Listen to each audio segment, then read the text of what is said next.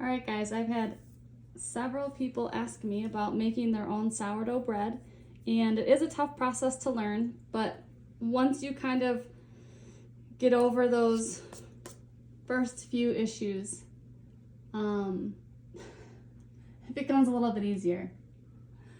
And I found that watching other people do it, mostly through YouTube videos, was super helpful. So I'm going to show you guys, probably in a few separate videos, how I make my dough. First thing I start with is my sourdough starter. So usually I have it room temperature, but this came right out of the fridge today, which will be fine. But for the most part, I usually have it at room temperature when I'm making a batch. I'm going to measure 100 grams of starter, and my measurements are never perfect, which is what I like about sourdough bread, is that it's very forgiving and you can be off by a gram or two most of the time, and it still comes out really, really nice. So I'm trying to get right around 100, a little over, but so I've got 100 grams of sourdough starter in the bowl, and then I'm going to add my water to that. I do 312 grams, which is pretty low. You'll find all sorts of different recipes. I do a lower hydration. Higher hydration just gets a little bit more messy and sticky, and when I'm making such large batches, I don't really like to work with a super sticky dough, so I'm a little over on that too. But I've got my sourdough starter and my water in there now, and I'll turn off my scale, and I'm just going to use this fancy little whisk. It's called the Danish whisk. It looks silly, but it is helpful to mix that all up.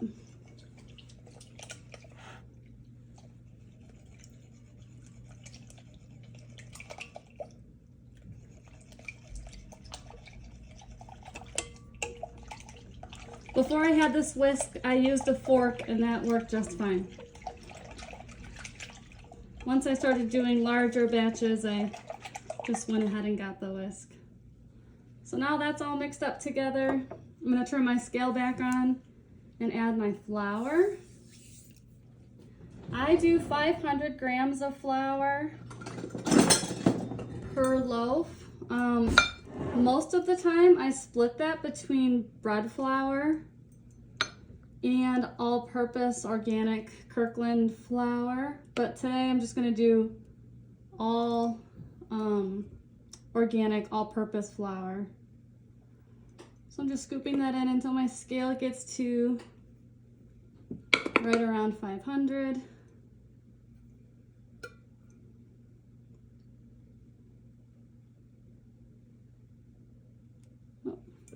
Okay, so there's my flour.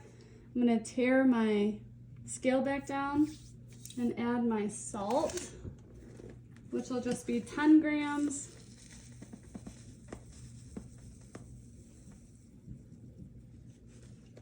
So now I've got my 10 grams of salt, my 500 grams of flour, in with my water and sourdough starter. So I'm going to turn my scale off, get the Danish whisk back out, and start whisking that.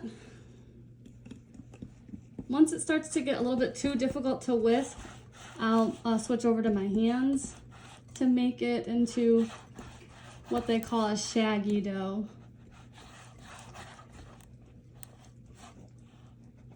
And after this initial mix, I'm going to let it sit for an hour before I come back to it.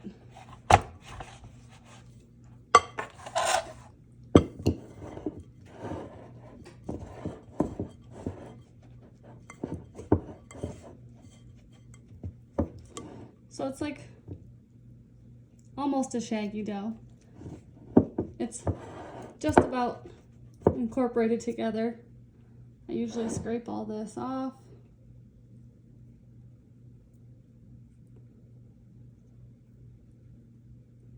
There we go. And then I'll wet my hands down before. So I'll get just a little bit of water on my hands because it is so sticky. And then I kind of just rotate my bowl and start folding it in.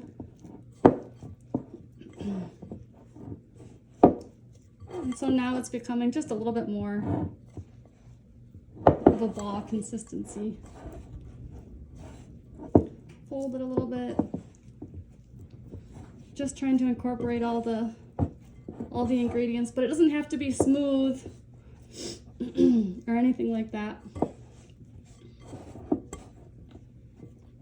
It's kind of what it looks like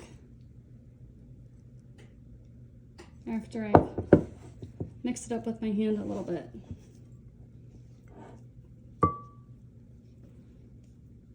So this is how I'll leave it. We'll call that my shaggy dough. I do use a scraper tool, which I can't find. This is a little scraper. I'll go around the edges of the bowl to pull all the flour off.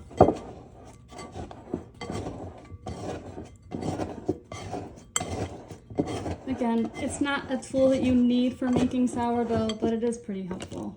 So it just pulls all the flour off the sides. And there's your dough for now. So that'll rest for an hour with just some sort of towel over top at room temperature.